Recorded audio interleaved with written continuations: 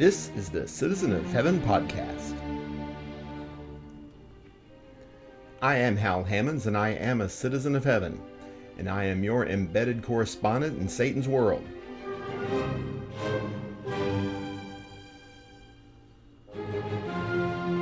I bring you this message of hope today from Pensacola, Florida. This is report number 17, dated July 30th in the year of our Lord 2019. I bid God's grace and peace to all my fellow sojourners here in this earthly plane. I remain sound in body, alert in mind, and energized in spirit. I'm pleased to bring you this report of my recent labors in the Lord.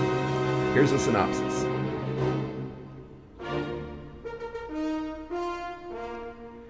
I've been preaching about wasted grace. Hezekiah is a great example of faith, but he's also an example of how we can squander the greatest gift we could ever receive. I've been reading ICR.org. If you want information about harmonizing biblical teaching with actual scientific data, this is a great website to visit. I've been hearing another mass shooting has occurred, this one in Gilroy, California. We are sure to hear an abundance of theories as to who the actual villain is. Me, I vote for the shooter. I've been playing golf. God gave us a beautiful world, and He gave us the power and the mandate to mold it to suit our purposes. Let's make sure those purposes are noble. Are you ready? Here we go. This is what I've been preaching.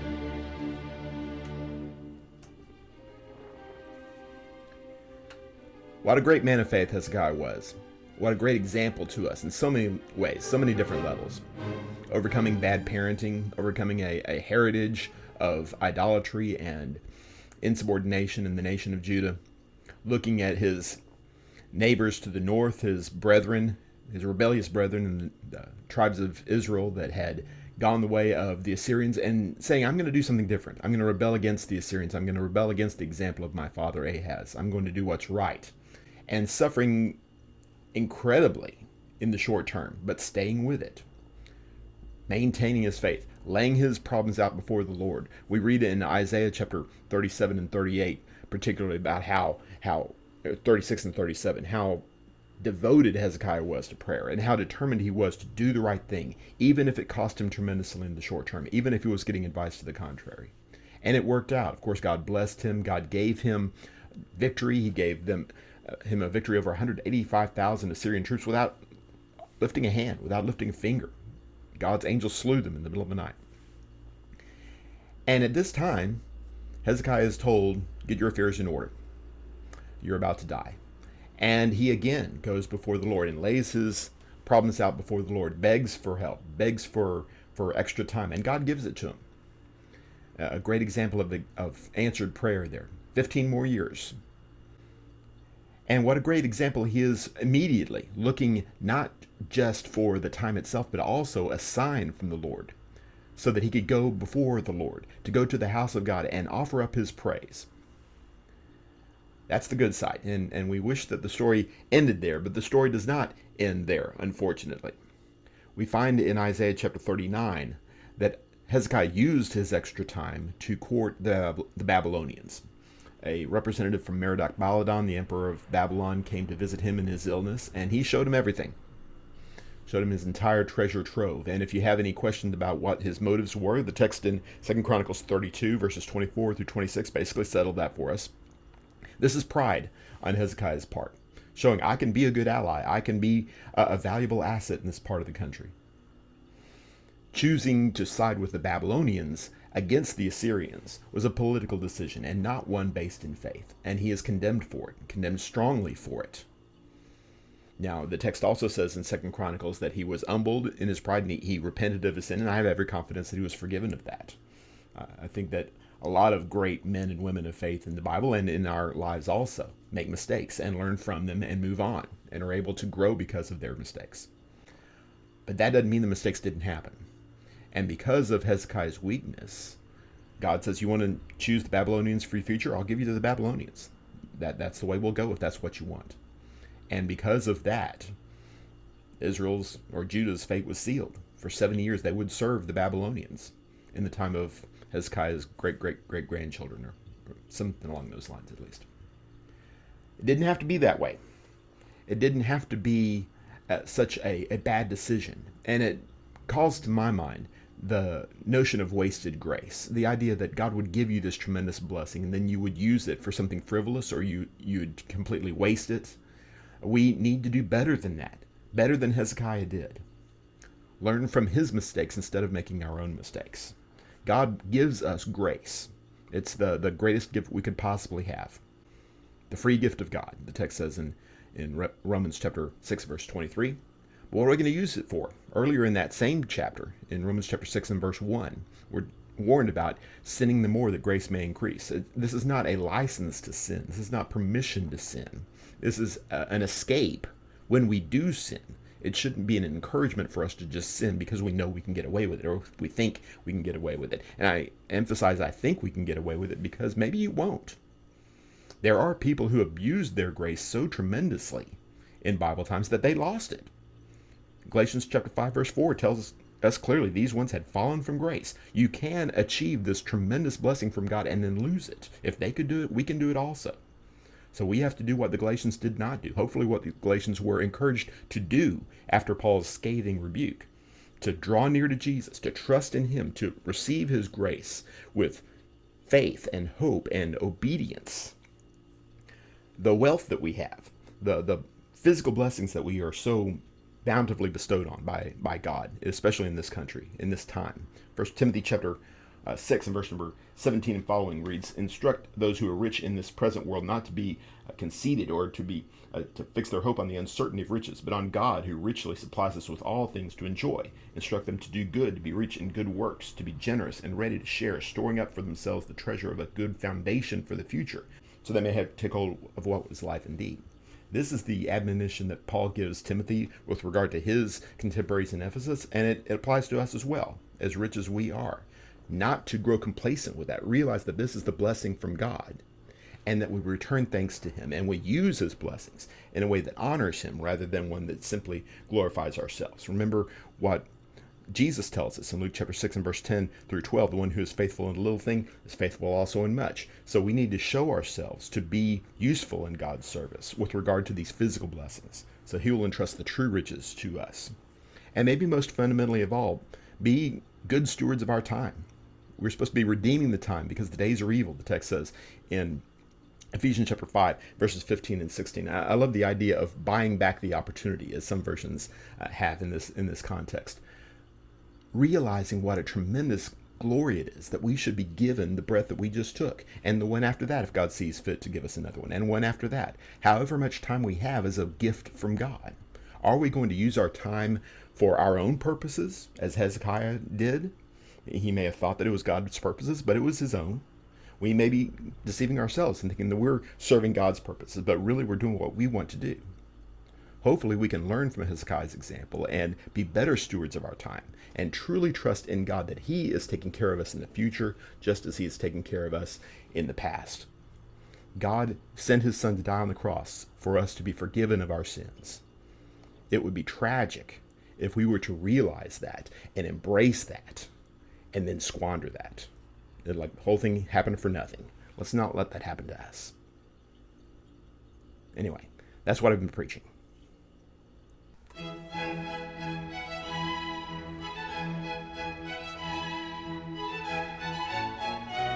This is what I've been reading.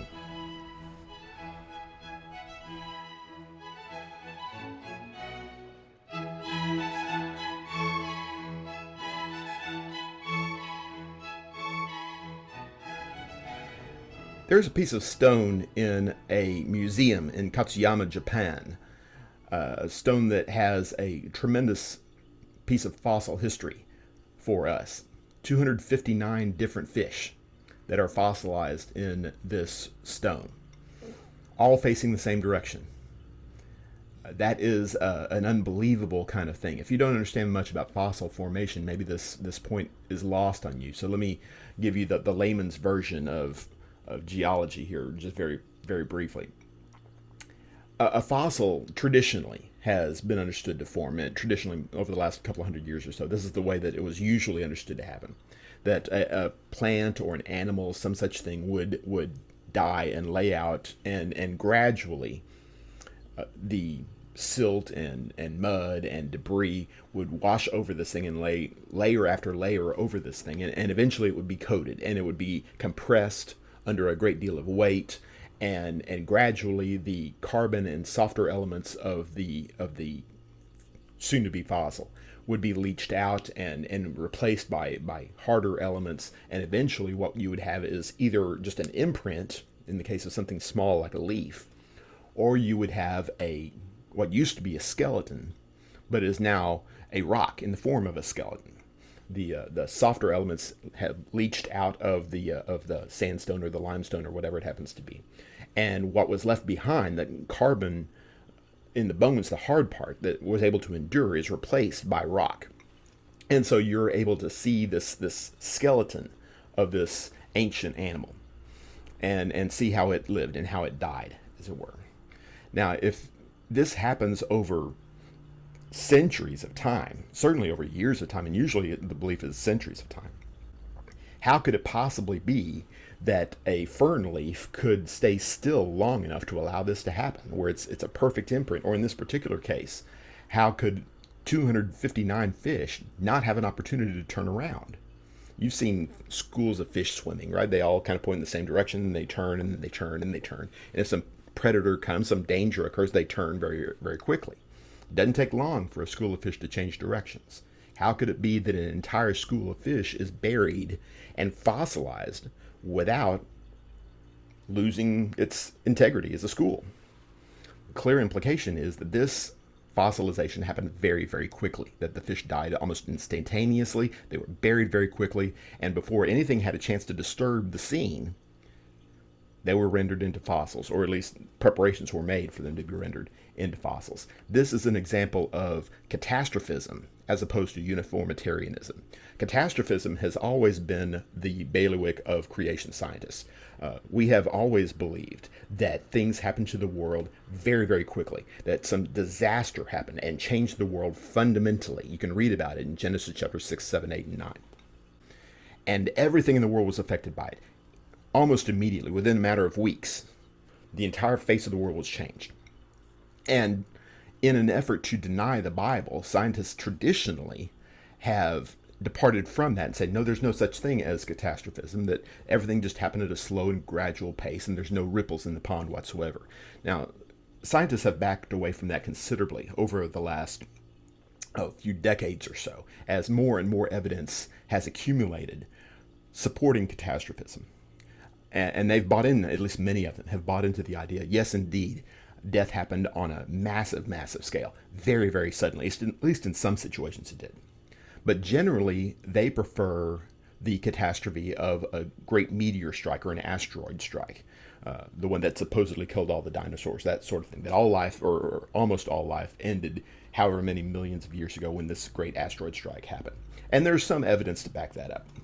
But that sort of catastrophe does not explain the fossil record. At least certain aspects of it does not explain the fossil record. It doesn't explain how all these fish could possibly have died in a moment and been buried in an instant. That doesn't explain it. And we can go on with this. There is ample evidence in the fossil record that animals died quickly, and particularly died in the context of being buried in silt and in water, as you would expect with a global flood.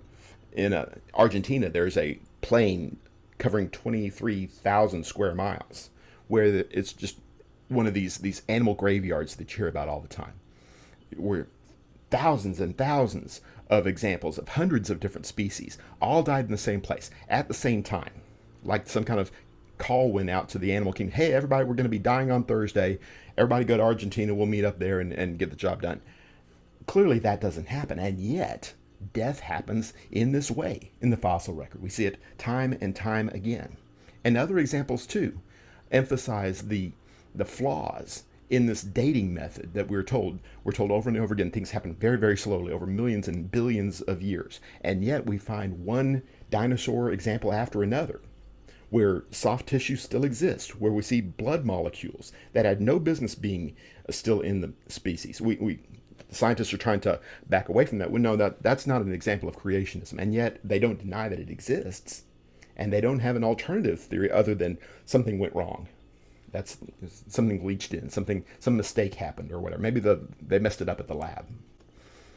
Radiocarbon dating, which traditionally has been the go-to method for atheistic evolutionary scientists. We find carbon-14 still in dinosaur fossils, which should have been long gone. There's no way that carbon-14 can exist in a specimen for more than 100,000 years or so. And yet we have dinosaur remains that still have carbon-14 in them, and other remains as well. And on we could go. In addition to the historical record, we have all kinds of narratives and pictures, drawings of dinosaurs and dinosaur-like animals dating long before modern intelligent human beings knew about dinosaurs. They were in the record. We were telling stories about them. We were drawing pictures of them on cave walls over and over again. This is not an unusual thing at all. Now, all of this is not to say that creation science has proved scientifically the accuracy of the record in Genesis chapter 6, 7, and 8. What it is saying is this, that creation, based on the Bible, has a very consistent pattern.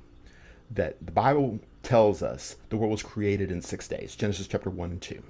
The Bible tells us the world was destroyed in 40 days and 40 nights and remained in a state of extreme flux for the better part of a year. The text says in Genesis 7, verses 23 and 24 particularly. We also find that the world was split, was channeled and divided, which helps explain why certain species exist in some parts of the world, but not in other parts of the world. That God split the earth up and pushed the earth away. There's ample evidence in the Bible, as well as in the historical and fossil record, that such is the case. That may not constitute proof as a scientist would want proof, and that's okay. We're not about proof. We're about faith. What we are saying is this, that if you are open to the possibility, you will find, I'm confident, that there is plenty of opportunity for you to believe in science, for you to believe in the facts that present themselves in the scientific record and what the Bible teaches about who we are and where we came from. There's no need for us to choose between one and the other. And ICR.org is a great resource for that sort of information. Anyway, that's what I've been reading.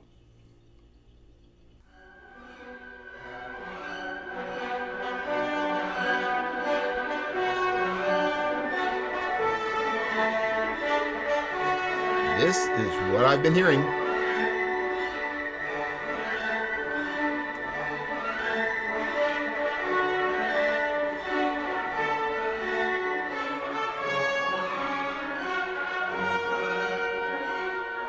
Well, it's happened again. Just this morning, I turned my computer on and find out yet another mass shooting, this time in Gilroy, California, at the Garlic Festival that they have there annually. And it's just been a few hours since this happened at the point of this recording. And so even in the modern 24-hour news cycle era, it takes a little bit of a while for the whole thing to get ramped up. But I don't doubt that by the time you're hearing this, the excuse making, the blame shifting has already begun. And if this is like the last couple dozen mass shootings, I'm sure that it's going to follow the same basic pattern. It's because of guns. That's what a lot of people are going to say. Or it's because of gun-free zones. I find that kind of ironic that it should be the fault of the guns and the fault of the absence of guns at the same time. And yet we are told that this is the case by different parties. It is the fault of bad parents. It's the fault of too much violent video games or movies. It's the fault of mental illness that's going untreated in our society, or perhaps the drugs that are being given to people who are diagnosed with mental illness. Again, it's which one is the chicken, which one's the egg. It's difficult to tell sometimes.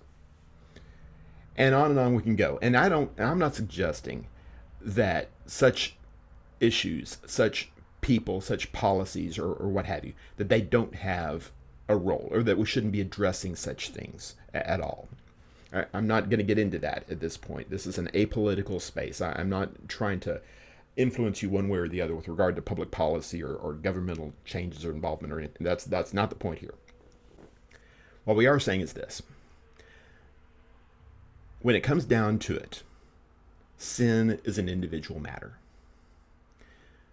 Bad things happen in this world because bad people do bad things or refuse to do good things, as the case may be. And if you want my opinion on this subject, and that's all it is, I would offer to you that the dearth of personal responsibility in our culture is a greater problem than the violence, because it's more central. It's more basic at the core of our society. We are deliberately building a culture in my lifetime that says it is not your fault. Your problems, your shortcomings, your errors, your sin, ultimately, is not your fault. It's the fault of your parents, or it's the fault of your upbringing or your culture, what you're exposed to as a child, the chemicals in the water, whatever that. And again, I'm not suggesting that such things are irrelevant. I'm not saying they don't exist. I'm not saying we shouldn't deal with them in their place. What I am saying is this. When it comes right down to it, we as individuals are going to stand before God and answer for the things that we have done. And yes, there are the very rare exceptions. There are people out there who are legitimately incapable of making good, legal, moral decisions. I'm aware of that, and God will be the judge of them as He'll be the judge of all of us. But for most of us, and we all have our mitigating circumstances, we all have our sad stories, I would rather stand before God and lean on His mercy and say, I did my best, and please forgive me for the rest of it, and to say, it wasn't my fault, God. We need to court the idea of individual responsibility and individual accountability. If we're going to have it before God, then we absolutely need to practice it by having it before human courts and human society while we wait here in Satan's world. The text tells us in Proverbs chapter 6 and verse 30, with regard to mitigating circumstances, the one who steals to feed himself, steals because he's hungry, we don't blame him for that. We don't fault him for that. We understand. Maybe one day we were hungry and maybe we stole something, but he has to repay what he stole fourfold. He's still guilty of the crime. He's still responsible for the things that he's done. We cannot afford to build a society where if you do what is wrong, but you had in your own mind a really good reason, that means it's okay to do the bad thing. And we don't have any problem understanding this with regard to other people. When other people do really bad things, but they have a really good reason, we want them to be accountable. We always want justice for others and mercy for me. That's our mantra in our society, seems like. Justice for others, mercy for me. That's not reasonable. And I think in our heart of hearts we realize that. If we are going to have a society of more than one human being, we're going to have to be responsible for the things that we do. And that includes, and particularly includes, when we do things in remarkable circumstances. Things that are born out of pain, out of suffering, out of bad upbringing, whatever kind of situation. We all have our stories. Cain had his story. We don't have a whole lot of information on what that story was, but we're told that he offered a sacrifice that was not acceptable to God and his brother's was, and he blamed his brother, and ultimately, of course, blamed God for this. The story tells us in Genesis chapter 4, 6 through 8, Cain comes before God, and God charges him to take responsibility. Sin crouches at the door, he says, but do you rule over it? Cain chose not to. I'm sure he had his reasons. And at the end of the day, his brother was dead. God held Cain responsible for that. We all have to hold ourselves responsible if we want to make good decisions and prepare ourselves for standing before God in his court. We have to believe that we are accountable for our actions. The things we do are on us. Yes, we have reasons for doing bad things, but we overcome those reasons and do good things instead. That's what Cain did not do. That's what we need to do. Ephesians 4, verse 26 tells us that we're supposed to be angry and do not sin. Do not let the sun go down on your wrath. That's our responsibility. Yes, we feel anger, but we don't act on our anger, which brings up the second point. Not only do we take responsibility for our actions, we take responsibility for our emotions. We are not animals. We don't just feel the way we feel because we feel it. We have an obligation to control our anger, to control our sorrow, to control our enthusiasm, to control whatever kind of emotion may be taking hold of us at that particular moment. We have to rise above those things, not be governed by our emotions, what we feel like doing at any given time, but do what we are supposed to do. And we as Christians surely appreciate this because God tells us what to do. We don't make this stuff up as we go along. God gives us a law, and at no point during his law does he say, search your heart and find out what the best thing is in your own mind, in your own world, and you do that thing, and I'll work out the rest of it. God does not say that. What he does say is that sin is desperately deceitful. It lies to us all the time. It's desperately sick. Jeremiah 17 verse 19 tells us that. Our heart leads us astray all the time. How can we possibly assume that we're going to make good decisions out of our emotions? What we need to do is channel our emotions, point them toward a God direction, be masters over them, rather than allowing them to master us. Otherwise, we're going to wind up in a completely destructive and self-destructive society where everybody's making up their own rules, doing their own thing, and we see what happens. We're seeing it in schoolyards, we're seeing it in festivals, we're seeing it over and over again in our society. God has shown us a better way. Let's go in his direction rather than going in our own direction, especially since we see how badly we've messed things up going in our own direction. Anyway, that's what I've been hearing. If you want to stop listening at this point and go your way, I hope you found the message instructive, inspiring, and most of all, faithful to God's Word. Please don't forget to like, rate, share, subscribe, and follow. But if you stick around for a few more minutes, I would like to share with you a way to amuse yourself in a wholesome manner while waiting here in Satan's world, and perhaps pick up a spiritual point or two in the process. This is what I've been playing. So I actually picked up the golf clubs, as regular listeners to this podcast will attest. My recent trip to Texas for vacation, I chose to spend 3 days of it playing golf, which is something that I don't do very often, and I certainly don't do very well. I suppose those two things are related. At any rate, I did play, and I did enjoy myself, and I'd like to thank, again, Ray McClenny and Chris Emerson for not only putting the tournament on, helping put the tournament on, but also setting aside a little bit of time for me during that time. If you haven't listened to the podcast yet from last week, please do so. You get to listen to what they have to say instead of just what I have to say, and I think your time will be well spent there. I asked them to comment on what golf has taught them about life and about the Lord, and they did an excellent job with that. I would like to throw in my 2 cents here also. And it's not so much a matter of the game of golf itself, but rather the setting. When I go play golf, I am constantly astounded at what human beings are capable of. And that may sound like I'm going in a completely different direction than I am, a negative direction, that human beings do awful, awful things on the golf course, and they do, and I do sometimes. But that's not what I'm talking about. I mean the way that talented men and women, talented planners, architects, gardeners, are able to sculpt and form a golf course out of the surroundings, and in a perfect environment like at Pebble Beach or in the Highlands of Scotland, places like that, where they're able to not necessarily transform the world that's around them, but rather put the world, the physical world that they're working with, in its best light. Allow it to look even better than it did before. God created the world, and there's certainly a sense in which we're never going to be able to improve upon that. But we are told in Genesis chapter 1 and verse number 28 that we were given custody of the world, that we are to sculpt it according to our purposes, that we are to rule over it, subdue it, make it our own. In chapter 2 and verse number 16, we're told there that Adam and Eve had custody of the Garden of Eden. They were able to tend it. Now, I don't know exactly what that means. Were they clipping off branches? Were they sculpting hedges? Or I don't know what that means. But there was work for them to do, and it was profitable work. And because of what they did, the garden suited their purposes, their human purposes, more effectively than it would have been otherwise. That's what we do as human beings in the physical world. or what we're supposed to do at least. We are given custody so that the world will serve us.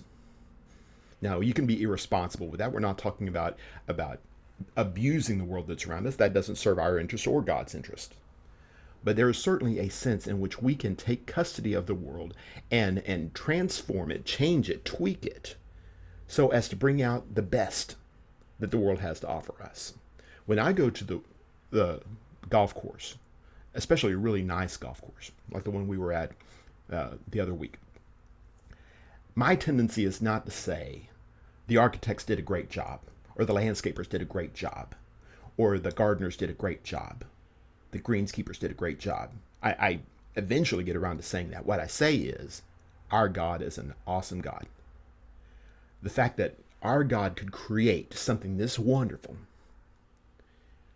and that human beings could be given the opportunity to put it in its best light, that's a wonderful thing, and it brings praise and honor to the one who created all of it.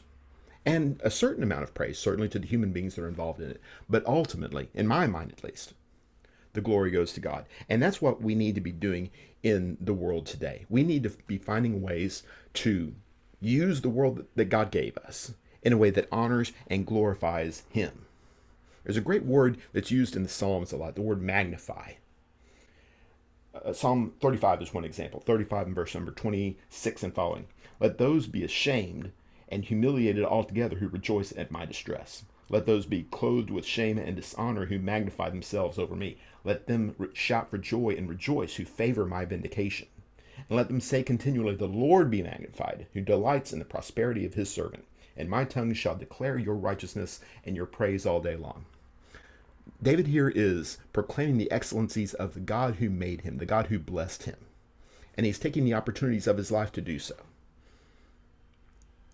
And the word magnify that he uses here is this marvelous word here. When you take a magnifying glass or a microscope or a telescope, some other kind of device of human design, and you look at something, and it appears bigger in the screen than it would have appeared otherwise. The object itself does not get bigger, but it is magnified in the eye of the one who is looking.